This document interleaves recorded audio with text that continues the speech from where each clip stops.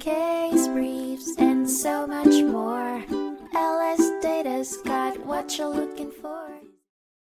In 1986, the North Dakota Supreme Court presided over an intriguing dispute between Arthur and Ruby Ruud and Raymond and Yvonne Larson over a breached real estate lease. The case, Ruud v. Larson, highlighted the obligations a landlord has when their tenant defaults on their lease terms. The Larsons failed to fulfill their lease obligations with the Ruuds, which included rental payments, property taxes, insurance, and property upkeep. In response to the breach, the Ruuds endeavored to mitigate their losses by attempting to sublease the property. Despite diligent attempts, the Ruuds were handed another blow when the Larsons declared bankruptcy, complicating their efforts to reclaim their losses. In its original ruling, the trial court concluded that the Ruuds had made a substantial, good faith effort to lease the premises to another tenant. The court then awarded damages and attorney's fees to the Ruuds. Not content with this decision, the Larsons contested this ruling on appeal. Their primary contention was that Ruud's attempts to mitigate damages were not made in good faith.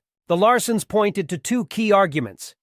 The Ruuds attempted to rent the property at a higher rate than their original lease, and they didn't seek the services of a real estate agent.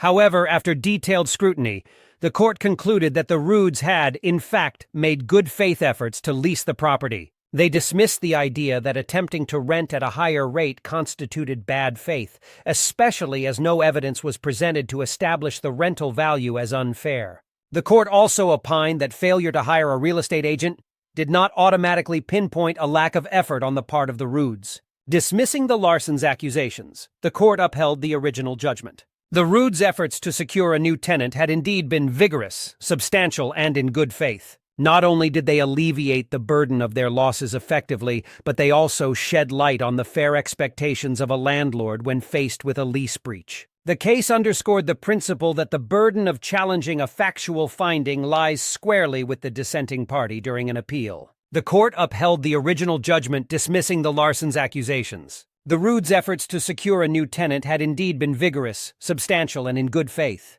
They alleviated the burden of their losses effectively and shed light on the fair expectations of a landlord when faced with a lease breach. The case underscored the principle that the burden of challenging a factual finding lies squarely with the dissenting party during an appeal. Case briefs, and so much more. LSData's got what you're looking for. Visit lsd.law, elevate your mind. Leave the stress of class.